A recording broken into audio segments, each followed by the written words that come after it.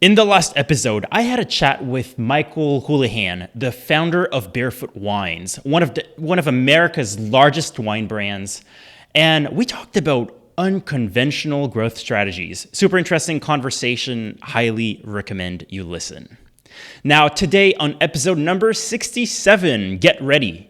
Sherry Hager is the CEO and co-founder of Salt, a sustainable period care brand. And today, we're going to be talking about TikTok Shop live selling, what to do, what to avoid doing, and how to win. I'm your host, Raphael Paulin-Daigle, and I'm the founder of SplitBase. This is Minds of Ecommerce. Now, this episode is brought to you by SplitBase. At SplitBase, we help leading 8- and 9-figure brands such as Dr Squatch, Manduka, Amica, Hyperice, Once Upon a Farm, grow through customer-focused conversion optimization programs. We find out exactly where your store is losing the most money, and then, we help you fix it. The result, you get increased conversion rates, higher AOV, and of course, more money, which then allows you to scale advertising profitably. We've been at it for actually over a decade now, and we can help you manage the entire process from A to Z. So if you want to learn more and if you want to increase your conversions, go to splitbase.com today to book your free discovery call and find out how we can help you get the most out of your marketing spend. All right, Sherry, thank you so much for being here. Welcome to the show. Yeah, I'm thrilled to be here. Thank you, Raphael. Yeah, so I'm so excited for today's conversation because we haven't had anyone talk about TikTok Shop live selling so far. And you guys have found some success with it. And I think the angle as well in which you guys approach it is very interesting, like the why it makes sense for your brand, how you do it. I'd love to dive deep into this. But maybe just like to give some context to our listeners, can you within 30 seconds, tell us a bit more about what is Salt, why does it make sense to do TikTok live selling? Yeah, so we are a reusable period care brand. So we have things like cups and discs and underwear that, are all for just absorbing all leaks, includes periods and bladder leaks and so forth. And our brand is a very educational brand. Our customer journey, people look at us and they need to, be persuaded to be able to try something that's new and different for the first time. We're kind of an alternatives category. And so we have a longer customer journey than most. And because of that, word of mouth is our number two. Whenever we do customer surveys, word of mouth is so powerful for us. And TikTok live selling happens to be a platform that lends itself really well to education. And so when people have doubt focused, questions, and they're able to get on live and ask those questions to somebody from our team member, then suddenly those doubts go away and they get back to purchase behavior. And so it's been a really, really successful for us. In fact, we've always been omnichannel from the get-go. So our website is our leading sales channel. We have 45% that we sell on our website, and then we have Amazon and wholesale have been the other two splits. And, we think that's been a great strategy from the get-go, but we've been always looking for another growth channel, and tried it in different areas. And TikTok Shop has actually been, one of our best experiments that we've tried. We've had some great success. I'd love to talk about it. I love it. Awesome. Well, let's explore this because I have so many questions for you. I think to begin, let's just start for people who are not familiar with TikTok Shop live selling. How does it work? Let's start with that, and then we're going to dive pretty deep. Yeah. So, you basically go on for an hour to 2 hours and people are joining at any time. You just go live on TikTok, and we've actually hired 2 live selling team members along with our social team that'll go. So we'll do several lives a week. And the goal is simply to answer questions and to have people make purchases on TikTok Shop right away. So through live selling, we become the number one period care brand on TikTok Shop. And, and we were able to just achieve this in 2024. So in our first 90 days, we're able to go from 0 to 100,000 in sales. And sometimes we'll make a couple thousand a pop every time we do a live selling session. And so, brands that are doing this well and that have an educational component, it really, really is a powerful strategy for them because you can answer those questions right away that are keeping them from purchase. And then they're like, okay, I've got all those answers. So now I can push forward. I love that. Now, I think the first step, for brands that are looking to get into this, they're going to have quite a lot of questions around setup. First, I think, is how often do you do this? And when is the right time for a brand to start doing this? Well, the right time is yesterday, right? Yep. Everyone should be testing live selling. I think that it does lend itself to a specific product, and it could be, like I said, a product that requires education, price point also. Generally, TikTok Shop does better in the $30 price point or below. So our AOV on TikTok Shop is about that $30 AOV, whereas on our website it's more like, 100 plus. And then we've tested different times of day. We go, different times of the week. Generally, for us, people are purchasing in the evening times, Hmm. probably because we're in the period care category and maybe people don't want them up on their computers. And so they want to do it after work. But it's just important to test which times work for you. But, 50% of our gross product that we, get through TikTok Shop, that we move through it, comes from those live selling sessions. Interesting. So it's been really vital for us as a brand. Now, you said that those sessions last between 1 and 2 hours, and I know there is no real limit. Like, I have a client, I think that they did like a 24, 48 hours one. My question to Oh, me is, yeah, you can even go long. in the 1 hour range, what do you talk about? How do you decide what to talk about? What is the flow? What is the structure? Because an hour or two of period care, selling sounds like, hey, we need to have a lot of content. Yeah, and I'm not the expert at this. Our team members are, but I've seen them in action doing doing what they do well. And they literally are teaching about our product, how to use it, answering questions over and over again. And so they'll see somebody new come on and they'll repeat the same questions over and over. And people, it's very common for us to have, similar customer questions. How do you use this? How do you insert it? How do you remove it? How do you clean it? And so they're answering again and again. And then they're getting comments, live comments, right, during the sale, and they're answering those questions in real time. And so it's such a powerful tool. And like you said, there's no limit. It doesn't have to be 1 to 2 hours, though that generally is a sweet spot for us in time frames. But for instance, for Black Friday, we had a 24-hour marathon just going during the Black Friday time. We've tried it at other times that are unique or specific to our industry, like Menstrual Hygiene Day or so forth. But they can be so powerful. Amazing. Now, how at the end of the day, okay, couple questions in terms of who's doing it, right? Like, how do you find people that will go and do those TikTok live selling videos? Because that's not something that is very common or conventional at this point. So, what type of people do you typically look for? Are those people that are employees of the company that know the product very well? Do you work with agencies? What's kind of the method here?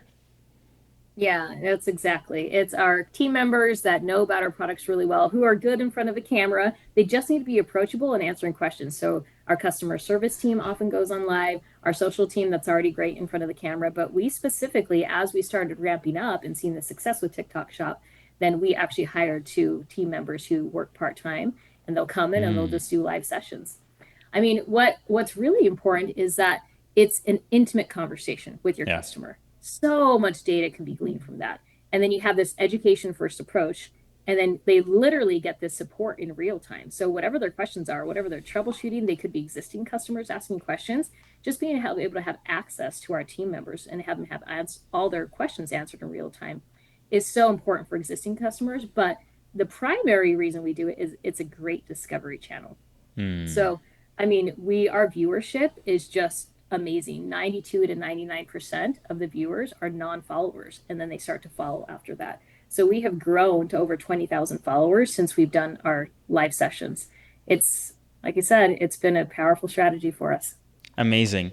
Are there any strategies or anything that you guys do to uh, get more viewership when it comes to those videos? Or do you just let the algorithm do the magic? What's kind of the philosophy and the strategy here? Yeah, so I think it's two prong. So it's live selling plus, what we're already doing on TikTok, which is posting every day, posting viral content. One of our funniest videos is just a peach ring. I wish I had one right now, but we're just taking one of our discs and we're just putting it through the peach ring to show that how small it can get. So this is with a cup, but imagine this going Right. through a peach ring, right? But it's that type of content that was actually been mimicked by a lot of our competitors that'll draw people in and they'll come and they'll follow our account and then they'll say, oh, there's a live selling session because then they're able to, see it once they've followed, Yeah. or they discover it because they've had been looking at some of our content and are not followers and then are able to see the live selling and get some of their questions answered. So it's you really have to have both strategies. We have tried TikTok ads as well. Yeah. Haven't seen the ROAS with Mm. TikTok ads like we've seen in Meta. So it's primarily organic content that's really working. Got it. Now, do you think this is a strategy? Obviously, you've said that TikTok is something that you've been doing for a while. Then live selling was an option that opened up one day. Do you think, if you were to start all over again, you could start with live selling? Or do you need to have a bit of a brand presence and a bit of a following already in your account in order to succeed with live selling? I think brands should start live selling from day one. As soon as they can, they should experiment it. Like I said, it may not be perfect for your brand. Right. It depends on price point, depends on the educational aspect. But anytime you have any customer questions that are asked frequently, I think that live selling is a great strategy. And we've been such a success case for TikTok that they invite us out to conferences. They'll pay for our flights and meals and come, Amazing. have us speak about what's working because it has worked well for our category specifically. Yeah. You're talking about kind of all the questions that you're capturing, right, in that session or however you call it. I think something for our audience to note is this is just fantastic customer feedback that you can use beyond Yes. TikTok, right? Especially as a brand that focuses so much on product education. I'm seeing possibilities here of taking the most frequently asked questions and testing those on landing pages, testing that on the website, making sure you're improving FAQs, right? Or they can even become entire angles for entire campaigns. I don't know if this is something Mhm. you've experimented with a little bit. I'm curious to know how you think about that because you seem to value customer feedback a lot. We do, and especially when you have 90% of viewers on TikTok live selling, that make a purchase are new customers. And so you get so much good new Hmm. customer data. We send out surveys routinely to our customers to ask, what kind of products you know, they want us to innovate and so forth. But to be able to have all those questions, all those common questions answered, and then plug them into our AI model, we have a whole coach guide. It's called our SALT Coach Guide that has all the most frequently asked questions, and then you're able to add to it, and add, the insights that you get from them. Hmm. It's amazing to be able to see. So yeah, you're right. You can glean so much Love good that. customer data from it. And I was going to share also that in those 2 hour lives, you're really shortening that customer journey. Right. That's really impactful for us because a customer journey for us could take 6 months, right? It's seeing products and hearing it from word of mouth. But if you're able to shorten that, and then, our most successful live, we're able to make, almost 4 grand in 2 hours, Amazing. right? So it can be a really powerful tool for new brands, especially using for discovery, for answering questions, and a great test channel as well. Yeah. What is the product strategy when it comes to those sessions? Do you focus on one of your hero products? Do you focus on multiple products and talk about an entire range? Because I know you do sell quite a few things. So, yeah, what's the strategy here? Yeah, so we have two core product lines. We have our silicone cups and discs, and then we Hmm. also have our leak-proof underwear. And we've absolutely been very deliberate with that strategy of what we put in front of them. Our seamless collection and our thongs do really well as a hero product for the underwear. And then for our core product offering on our hard goods side, it's our discs. And it's just because, Mm, I mean, the disc can be used for mess-free period sex, which lends itself to all sorts of viral campaigns. And right. they're kind of the next trend in terms of cups. A lot Interesting. of cup users are now switching to discs, and they're very, very popular option, and can make for some really good fodder. So yeah, we do have our hero products there, and we try to push those more. And then we have our other offerings on TikTok Shop, but less on accessory products, but more on the core product offering. Got it. Are those usually separate sessions? Like, even though you talk about the discs the majority of the time, would you do a session that's only focused on underwear, one focused on discs, or do you just talk a little bit about both in each? For ours, we do all of it. Got it. And that's because our products really do need to be used in tandem. So Yeah. part of the educational aspect is you might have people interested in cups and discs and don't realize that Saw also makes underwear and vice versa. But when you think about how people use their period products, oftentimes they'll use tampons and they'll use pads together. So they're using them in tandem, Mm, and they need to understand that our products are best used in tandem too, where you have a cup or disc that's backed up with the underwear. And they don't often know that the underwear can be used for other leaks as well. So every opportunity we can, I love we that. always talk about how they're used in tandem and really teach people how to use our products in a fully sustainable period care regimen. So a lot of that, you have to kind of create the aha moments for people when it's such a new product like ours. It's still a very nascent category as a whole. When you Yeah. look at the entire US and how many are using our products, I would be surprised if we hit 20% for reusable products right now. Right. I know this was a conscious decision on your end as well to create products that go in tandem. Mm-hmm. Now, I think this is a good note for our listeners as well that, having those products that go well together, it kind of creates a routine, right? A branded routine in a way that helps increase AOV, that helps people get even more value out of each individual products, and that at the end of the day helps them achieve their desired outcome even more efficiently. And I think this is the right type of combo or routine or however we want to call it, because it's not just, let's combine things to increase AOV. It's really something that's also more helpful to the customer. Oh, 100%. I love that you brought this up because we have received a fair amount of criticism for playing in too many lanes, for having these two product offerings. I mean, if you think about it, we have a liquid silicone injection product and then we have apparel.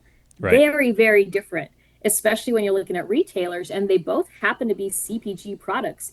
But, the way that they're packaged and, the way they're made up is very different. But a lot of the companies in our category either have the hard goods, it's what we call it, silicone products, or they have the underwear and they specialize in one or the other. It's very hard to specialize in both, but we took a very customer centric approach from the very get go and said, no, this is how they use them. We need to be able to create both products together. And it's been a really good strategy for us, and been something that has set us apart in the competition because people can bundle our products and can use them together, and they can see us as a one-stop shop when they see us on shelf also at retailers and they have that brand recognition. They say, oh, they're playing in the pad space and the tampon space.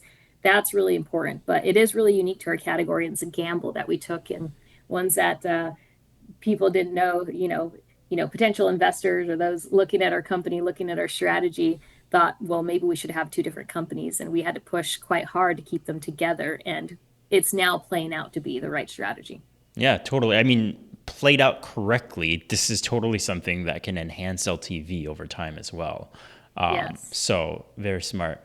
Fantastic. Now, we only have about a minute left, but I'm curious about one thing. And it's if you had to start the business all over again, is there anything you would do differently?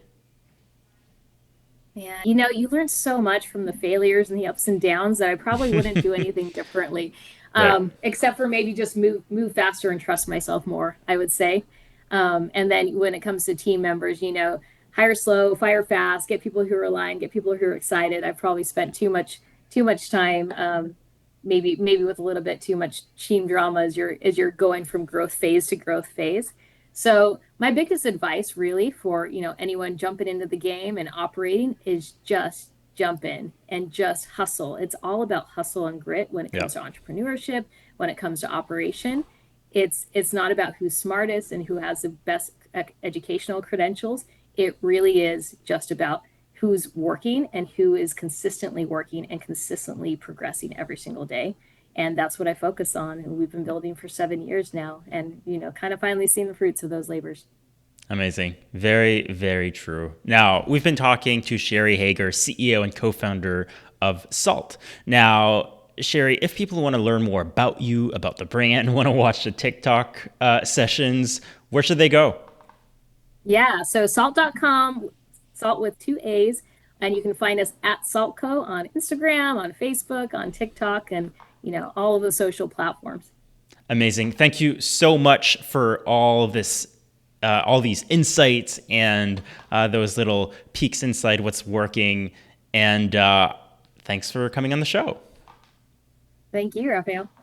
Thank you.